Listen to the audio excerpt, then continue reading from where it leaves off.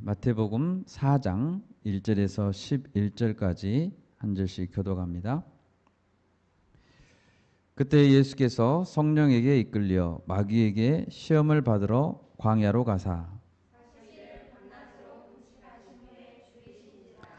시험하는 자가 예수께 나와서 이르되 네가 만일 하나님의 아들이거든 명하여 이 돌들로 떡덩이가 되게 하라.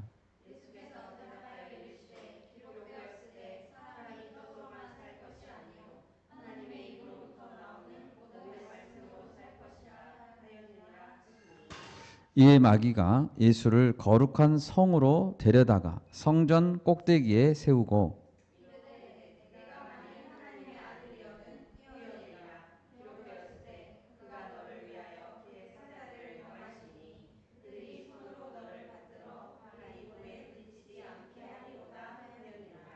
예수께서 이르시되 또 기록되었을 때 주 너의 하나님을 시험하지 말라 하였느니라 하시니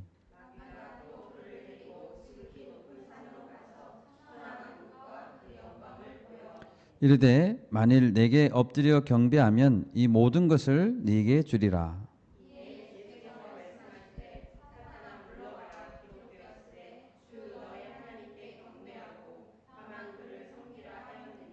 함께 읽습니다. 이에 마귀는 예수를 떠나고 천사들이 나와서 수종드니라. 아멘. 여러분 반갑습니다. 오늘은 마귀를 대적하여 이기라 라는 제목으로 말씀을 나누고자 합니다.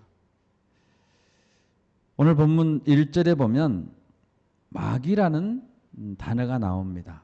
이 마귀라는 단어에 대해서 좀 살펴볼까 합니다. 먼저 이 마귀라는 단어는 어디에서 온 것일까요? 신약성경 헬라어 원어 성경에서는 디아블로라고 되어 있고요. 영어 성경에는 이것을 데블이라고 되어 있고 한글 성경에는 마귀라고 한자로 번역했습니다. 그러면 구약 성경에는 동일한 이 단어가 히브리어 원어 성경에는 사타나스 이렇게 되어 있습니다.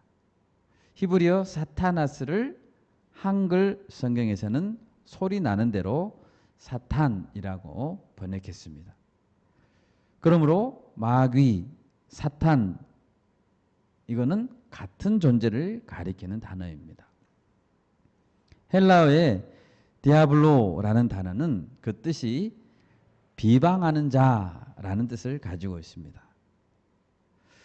마귀가 성경에서 최초로 등장하는 장면은 창세기 3장 1절에서 등장합니다. 창세기 3장 1절에서 그가 가장 간교한 자라라고 소개하고 있습니다. 마귀는 비방과 고소 고발의 전문가입니다. 그리고 마귀의 가장 큰 특기는 거짓말입니다. 여러분 지금 우리는 책에서만 존재하는 신화적인 존재를 말하고 있는 것이 아닙니다.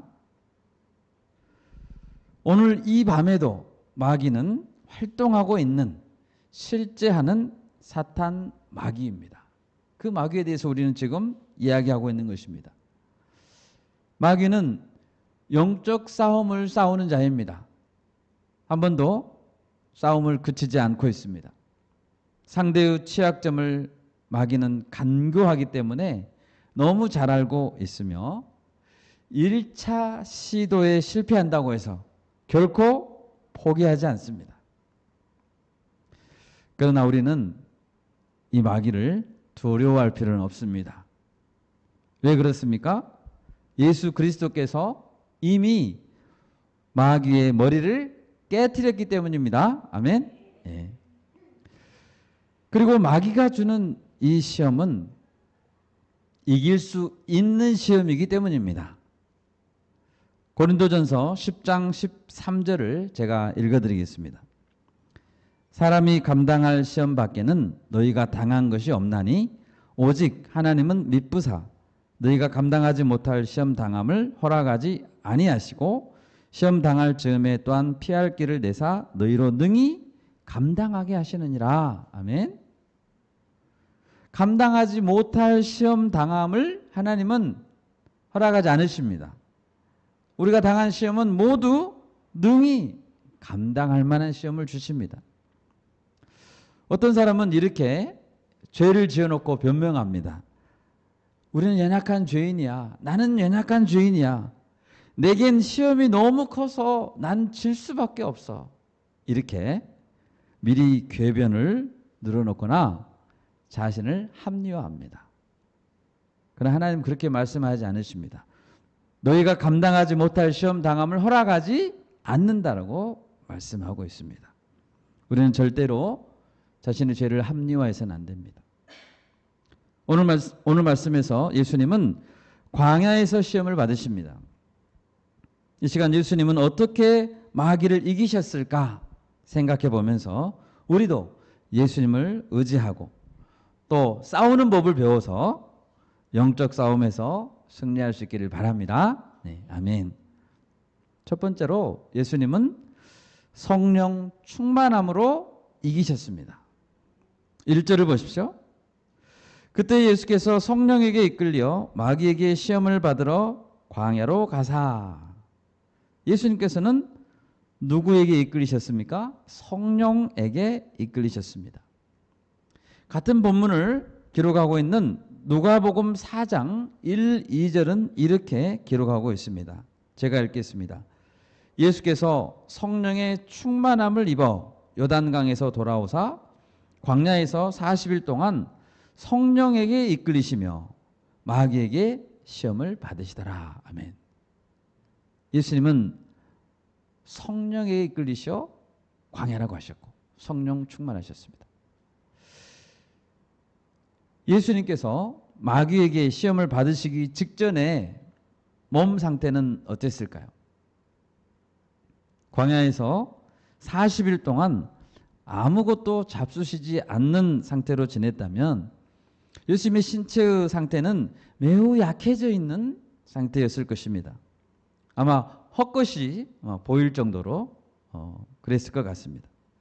신체의 상태로만 보자면 얼마나 시험에 취약한 상태였을까요?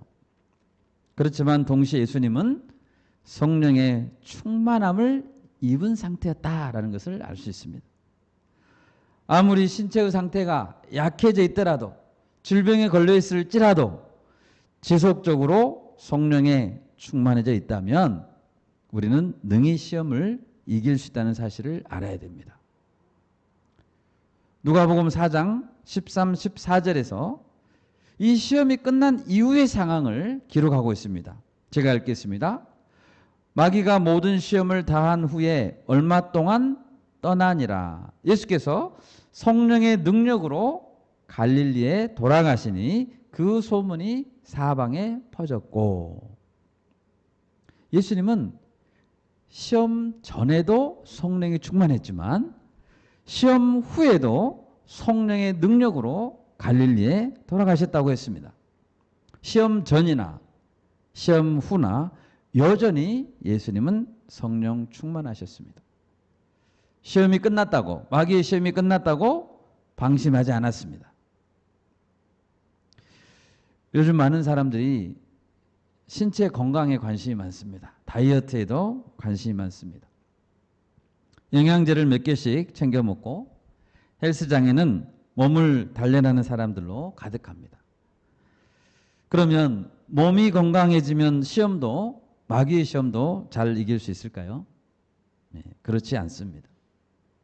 몸이 튼튼한 청년이라도 얼마든지 무기력해질 수 있고 삶의 목적과 의욕을 잃고 방바닥에 드러 누워 있기도 합니다. 몸이 아무리 건강해도 방바닥에 드러 누워 있다는 것이죠. 몸은 청년이지만 시간을 낭비한 채 쓸모없는 인생을 살아가는 사람이 너무나 많습니다. 반면에 여러 가지 약을 먹는 사람이라도 여기저기가 아프고 무릎이 아프고 여러 가지로 나이가 먹고 이런 사람이라 할지라도 사명을 감당하면 힘차게 살아갈 수 있을 것을 믿습니다. 여러분, 성령의 충만함이 없이는 결코 시험에 이길 수 없습니다. 결코 활력 있는 인생을 살아갈 수 없다는 것을 기억합시다. 성령이 충만하지 않는 상태라면 아무리 작은 시험에도 쉽게 넘어질 수 있다는 것을 기억해야 됩니다. 그렇다면 우리는 어떻게 성령에 충만해질 수 있을까요? 예수님의 삶을 우리가 본받으면 되겠죠. 마가복음 1장 35절에서는 예수님의 한 가지 습관을 기록하고 있습니다. 새벽 아직도 밝기 전에 예수께서 일어나 나가 한적한 곳으로 가사 거기서 기도하시더니 라고 했습니다. 누가복음 5장 16절에서도 예수는 물러가사 한적한 곳에서 기도하시니라 라고 했습니다. 누가복음 22장 39절에서는 이렇게 기록합니다. 예수께서 나가사 습관을 따라 감람산에 가심에 제자들도 따라갔더니. 예수님의 기도는 몸에 밴 습관이었습니다. 여러분, 어떤 습관을 가지고 계신가요? 한적한 곳이라는 것은 남의 방해를 받지 않는 조용한 장소라는 것입니다. 그곳은 기도하기에 좋은 일정한 장소였습니다. 그곳에서 예수님은 기도하시면서 아버지 하나님과 깊은 영적 대화를 나누셨을 것입니다. 여러분, 성령의 충만함을 입기 위해서는 기도하는 것이, 특히 자기만의 골방에서 기도하는 것이 필수적인 것이라고 할 수 있습니다. 예수님은 습관을 좇아서 기도했고 또 중요한 일을 앞두고서도 기도했습니다.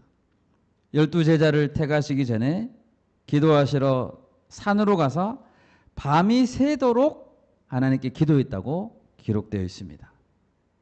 12제자를 세우시기 전에는 밤이 새도록 꼬박 기도하셨대요. 십자가를 앞두고서는 겟세마네 동산에서 간절히 기도했습니다. 제자들은 잠을 잤죠. 그런데 예수님은 잠을 주무시지 않고 간절히 기도했습니다. 누가복음 11장 13절에서 예수님은 말씀하셨습니다. 너희가 악할지라도 좋은 것을 자식에게 줄 줄 알거든 하물며 너희 하늘 아버지께서 구하는 자에게 성령을 주시지 않겠느냐 하시니라.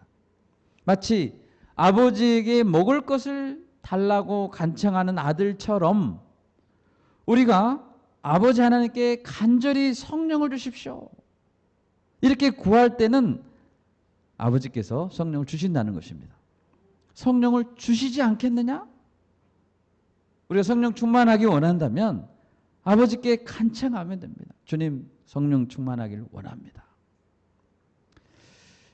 이런 기도뿐만 아니라 말씀으로 충만할 때 우리는 성령이 충만할 수 있습니다. 골로새서 3장 16절을 제가 읽어드리겠습니다. 그리스도의 말씀이 너희 속에 풍성히 거하여 모든 지혜로 피차 가르치며 권면하고 시와 찬송과 신령한 노래를 부르며 감사하는 마음으로 하나님을 찬양하고 라고 했습니다.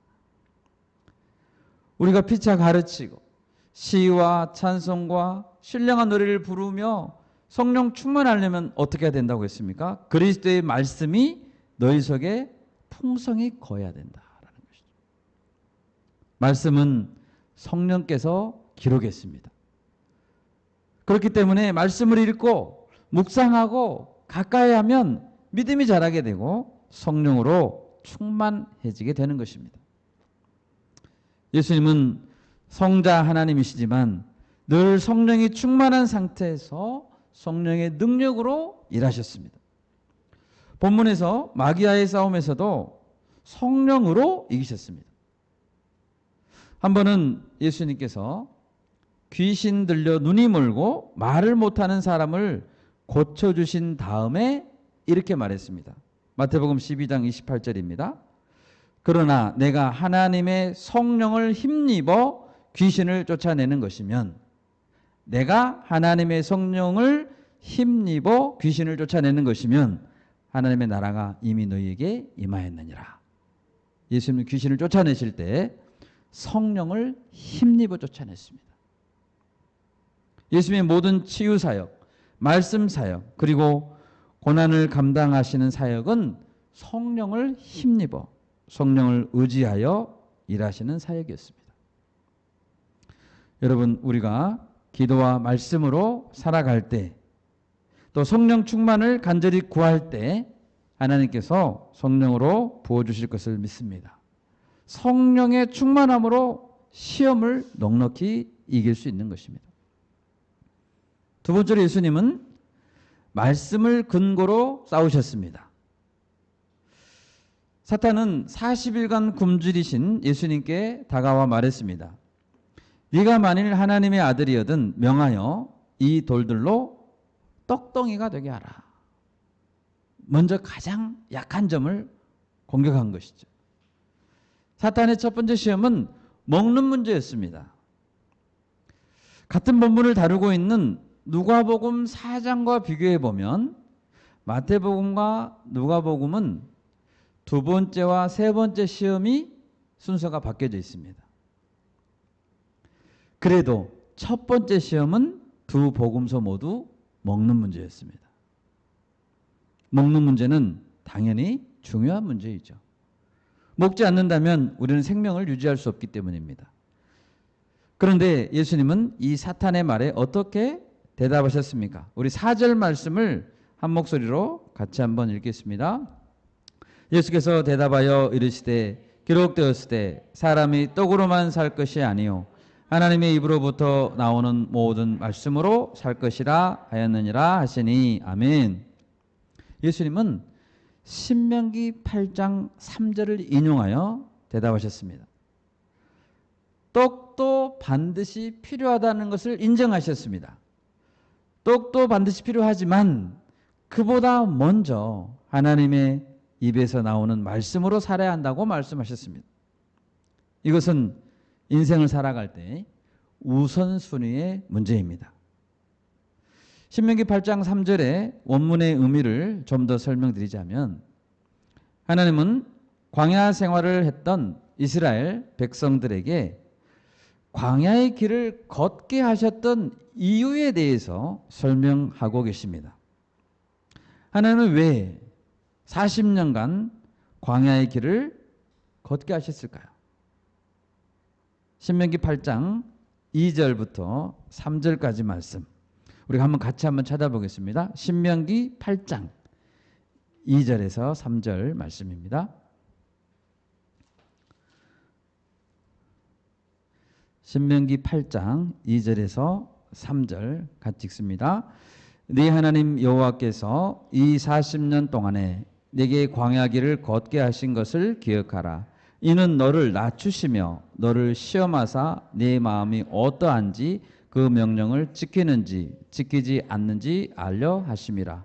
너를 낮추시며 너를 줄이게 하시며 또 너도 알지 못하며 네 조상들도 알지 못하던 만나를 내게 먹이시는 것은 사람이 떡으로만 사는 것이 아니요 여호와의 입에서 나오는 모든 말씀으로 사는 줄을 내가 알게 하려 하심이니라. 아멘. 하나님께서 이스라엘 백성들에게 광야의 길을 걷게 했습니다. 광야는 풍족한 음식을 먹을 수 없습니다. 그런데 그 이유는 백성들의 마음을 낮추시고 그들의 마음이 어떤 것인지 알려고 하셨다는 것입니다. 그리고 물질의 마음이 매이지 않도록 훈련하셨다는 것입니다. 광야에는 먹을 것이 없습니다. 오직 하나님의 만나밖에 없습니다. 광야의 길을 걷지 않으면서도 마음이 낮아지면 좋겠지만 인간의 본성이 그렇게 쉽게 바뀌지 않기 때문에 인간의 본성이 바뀔 수 있는 것은 강한 광야 훈련밖에 없다는 것입니다. 말씀으로 채워지기 전까지는 결코 우리의 마음의 만족함은 없습니다. 한 가지 더 생각해 볼 것은 우리도 때로는 광야 훈련이 필요하다는 것입니다. 예수님은 하나님의 뜻 가운데서 죄인들을 지금 대표해서 굶주림의 시험을 받으셨습니다. 겪어야 했습니다. 그런데 마귀는 하나님의 아들은 절대 굶주릴 필요가 없다라고 속삭이고 있는 것입니다. 너가 하나님의 아들인데 왜 굶어야 되지? 굶주릴 필요 없어 라고 속삭이고 있는 것입니다. 여러분, 그런데 사도 바울은 고린도후서 11장 27절에서 간증했습니다. 또 수고하며 애쓰고 여러 번 자지 못하고 줄이면 목마르고 여러 번 굶고 춥고 헐벗었노라. 사도 바울의 삶이 그랬다는 거예요. 사도 바울뿐 아닙니다. 다른 초창기 그리스도인들도 굳이 굶주림과 목마른 가운데 불편한 가운데 있지 않아도 되는 분들이 많았습니다. 그렇다면 왜 그들이 그런 삶을 살았을까요? 그것은 자신의 믿음을 지키고 그리고 한 영혼이라도 더 구원하려고 한 것이 아닙니까? 그런데 이때 마귀는 속삭인다는 거예요. 왜 굶어야 돼? 굶을 필요 없어. 돌이 떡이 되게 하면 되잖아. 왜 사역을 어렵게 하려고 그래? 먹어가면서 해. 이렇게 말한다는 거예요. 여러분, 고난이 없이는 영광도 없습니다. 복음 전파는 반드시 대가가 필요합니다. 우리가 마귀의 시험에 넘어가지 않기를 바랍니다. 아멘. 먹든지 마시든지 무엇을 하든지 물 한 컵을 마시든지 하나님의 영광을 위해서 할 수 있기를 바랍니다. 두 번째 시험은 5절 이하에 나와 있습니다. 마귀는 예수님을 거룩한 성전 꼭대기에 세우고 말했습니다. 네가 만일 하나님의 아들이거든 뛰어내리라. 기록되었으되 그가 너를 위하여 그의 사자들을 명하시리니 그들이 손으로 너를 받들어 발이 돌에 부딪히지 않게 하리로다 하였느니라. 높은 곳에서 뛰어내려봐. 너 다치지 않잖아. 다치지 않다는 것을 보여줘. 하나님의 아들이라는 것을 증명해줘 라고 말하고 있는 것입니다. 이 사탄의 요구는 어떤 면에서 시험입니까?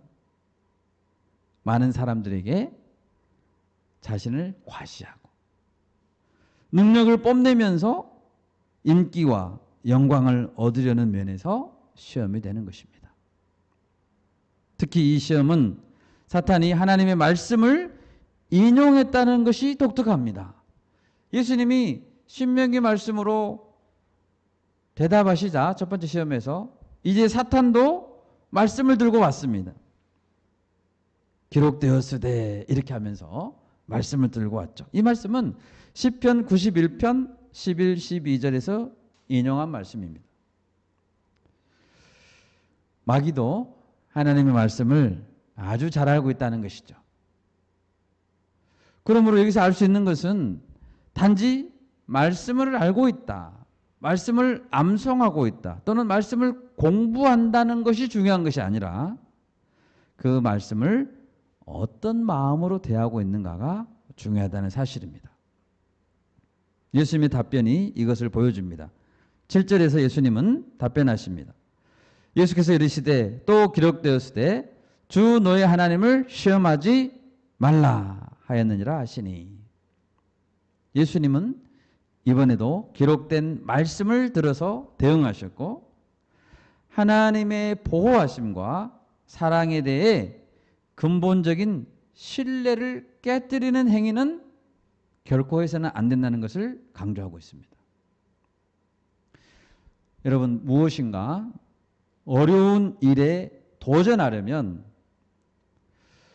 그것이 꼭 그 도전 자체가 꼭 하나님께 필요한 일인가 따져봐야 됩니다. 그냥 성전에서 뛰어내리면 안 됩니다. 이것이 정말 하나님을 위한 것인가를 따져봐야 됩니다. 왜 성전 꼭대기에서 몸을 던져야 되죠? 예수님이? 그것이 영혼을 살리고 생명 구원 역사를 위해 꼭 필요한 것입니까? 그것이 아니라 단지 자신을 과시하려는 목적이라면 그것은 하나님을 시험하는 것이라는 것입니다. 뛰어내리면서 하나님께서 정말 나를 보호하실까? 하나님 정말 살아계실까? 이것을 확인하기 위해서 기적을 요구한다면 그것은 하나님을 시험하는 것이 됩니다. 예수님은 많은 이적을 행하셨습니다. 그런데 꼭 필요하지 않으면 행하지 않았습니다. 그리고 하나님의 때가 되지 않으면 하지 않았습니다. 왜요? 하나님께 영광 돌리기 위해서입니다. 예수님이 신명기 6장을 인용하시면서 주 너희 하나님을 시험하지 말라라고 말씀하신 것입니다. 하나님께서 기적적인 능력이나 또 우리에게 풍성한 은혜를 주셨을 때, 정말 풍성한 은혜를 주셨을 때 우리가 그것을 자신을 위해 사용한다면, 나를 위해 사용한다면 그것은 나의 영광을 자랑하고 나를 과시하는 마귀적인 행동인 것을 잊지 말아야 됩니다. 내가 만약 십자가를 지지 않으려고 하면서 또 안락함만을 추구하면서 하나님 지켜주십시오, 하나님 보호해 주시고 나를 보장해 주십시오라고 요구한다면 그것은 잘못된 신앙이고 하나님을 시험하는 것이 됩니다. 우리는 절대 그런 시도를 해서는 안 될 것입니다. 세 번째 시험은 8절 이하입니다. 마귀는 높은 산으로 올라가서 천하만국과 그 영광을 보여주며 말했습니다. 9절입니다. 만일 내게 엎드려 경배하면 이 모든 것을 네게 주리라. 여러분, 이것은 거짓말입니다. 마귀는 천하만국과 그 영광을 줄 수 있는 주관자가 아닙니다. 그것은 하나님께 달려 있습니다. 마치 창세기 3장에서 뱀이 여자를 유혹할 때 거짓말을 했던 것과 같습니다. 창세기 3장 4절 5절입니다. 제가 읽겠습니다. 뱀이 여자에게 이르되 너희가 결코 죽지 아니하리라. 너희가 그것을 먹는 날에는 너희 눈이 밝아져 하나님과 같이 되어 선악을 알 줄 하나님이 아심이니라. 이렇게 거짓말했습니다. 하나님 이렇게 말했죠. 반드시 죽으리라. 선악과를 따먹으면. 이렇게 말했는데 마귀는 결코 죽지 아니하리라 라고 말했습니다. 하나님 말씀과 마귀의 말은 딱 한 단어만 다릅니다. 영어로 말하면 not이라는 단어만 들어있습니다. 마귀는 거짓말로 여자를 속였습니다. 여러분, 예수님께서 십자가를 지시려는 것은 자신의 영광을 위해서가 아닙니다. 오직 하나님의 영광을 위해서입니다. 요한복음 12장에서 예수님이 이런 기도를 드렸습니다. 아버지의 이름을 영광스럽게 하옵소서라고 기도했습니다. 그런데 마귀는 이 시험에서 그 영광을 바로 너에게 주겠다라고 말합니다. 누구에게? 예수님께. 예수님은 영광을 하나님께 돌리고 싶은데 마귀는 네가 내게 절하면 그 영광을 너에게 주겠다라고 말하고 있는 것입니다. 거짓말이죠. 그래서 예수님은 10절에서 말씀합니다. 기록되었을 때 주 너의 하나님께 경배하고 다만 그를 섬기라 하였느니라. 아멘. 어떤 경우에도 모든 영광은 하나님께 돌려져야 됩니다. 모든 경배는 하나님께 돌려져야 하는 것입니다. 여러분, 예수님은 세 번 모두 말씀을 근거로 사탄을 공격했습니다. 에베소서 6장 17절에서 이렇게 말합니다. 구원의 투구와 성령의 검 곧 하나님의 말씀을 가지라. 전신갑주에 대한 이야기죠. 전신갑주에서 머리끝부터 발끝까지 전신갑주에서 유일한 공격무기는 성령의 검 곧 하나님의 말씀입니다. 그것이 유일한 공격무기입니다. 말씀을 갖지 못한다면 마치 총을 들지 않고 칼을 들지 않고 전쟁터로 나가는 것과 똑같습니다. 그럼 뭘로 이길 건데요? 우리가 말씀으로 충만해지고 그것을 들고 시험에 나가서 이길 수 있기를 바랍니다. 말씀으로 이겨야 됩니다. 마지막 세 번째로 예수님은 마귀를 강하게 대적했다는 사실입니다. 예수님은 세 번 모두의 시험에서 마귀와 논쟁하지 않았습니다. 예수님은 정확한 말씀을 인용하고 하나님을 신뢰하면서 오직 선포했습니다. 특히 마지막 10절에서는 사탄아 물러가라 라고 명령했습니다. 창세기 3장에서 뱀의 유혹에 빠졌던 여자를 생각해 봅시다. 그 여자는 사실 몇 마디 사탄과 주고받지도 않았는데 순식간에 넘어지고 말았습니다. 뱀은 여자에게 이렇게 대답했을 뿐입니다. 동산 나무의 열매를 우리가 먹을 수 있으나 동산 중앙에 있는 나무의 열매는 하나님의 말씀에 너희는 먹지도 말고 만지지도 말라. 너희가 죽을까 하노라 하셨느니라. 이렇게 말했습니다. 이 여인은 자기가 이해한 대로 하나님의 말씀을 바꾸었습니다. 더할 건 더하고 뺄 건 뺐습니다. 그리고 확신이 없는 가운데 뱀과 대화했습니다. 죽을까 하노라. 하나님은 반드시 죽으리라 했거든요. 근데 확신이 없었습니다. 이런 가운데 뱀과 대화하다 보니 넘어갈 수밖에 없었죠. 마귀가 가장 좋아하는 사람 누군지 아세요? 말씀을 알되 어렴풋하게 아는 사람입니다. 그런 사람이 제일 잘 넘어갑니다. 그리고 인본주의적인 자세로 이해하는 자들, 자기 중심적으로 이해하는 자들을 가장 좋아합니다. 뱀과 이런저런 이야기를 주고받는 사이에 여자의 눈은 달라져 버렸습니다. 선악과는 원래 바라보면 하나님을 생각나게 해야 되는 나무였죠.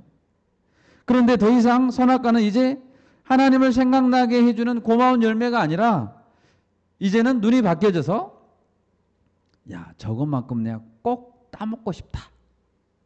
꼭 따먹고 싶은 내 욕심을 채워주는 과일에 지나지 않았던 것입니다. 여러분 절대 잊지 맙시다. 뱀과 대화하다 보면 하나님의 말씀은 더 이상 생각나지 않게 됩니다. 단지 눈앞의 선악과를 딱 한 입 먹고 싶을 뿐입니다. 여러분 마귀는 절대 직접 선악과를 따주지 않습니다. 여자의 마음을 바꾸고 여자가 자신의 손을 뻗어 따먹게 만듭니다. 왜 우리는 마귀를 대적해야 합니까? 마귀는 절대로 포기하지 않기 때문입니다. 마귀는 절대로 설득되지 않기 때문입니다. 마귀를 설득하려고 하지 마세요. 오늘 마태복음 4장에서 세 번 시험한 이후에 마귀가 예수님께 절대 나타나지 않았습니까? 아닙니다. 또 나타났습니다. 마귀는 예수님을 다시 또 공격했습니다. 대표적인 사례가 수제자 베드로를 통해서 공격했죠. 십자가를 지지 마시라고 베드로가 말했잖아요. 이때 예수님께서는 베드로에게 매몰차게 말했습니다. 사탄아 물러가라 라고 했죠. 여러분 베드로에게 수제자 베드로에게 사탄아 물러가라라고 말씀하기가 얼마나 어려웠겠습니까? 자기가 사랑하는 예수님이 사랑하는 수제자예요. 자기를 모든 것을 버리고 따라온 수제자예요.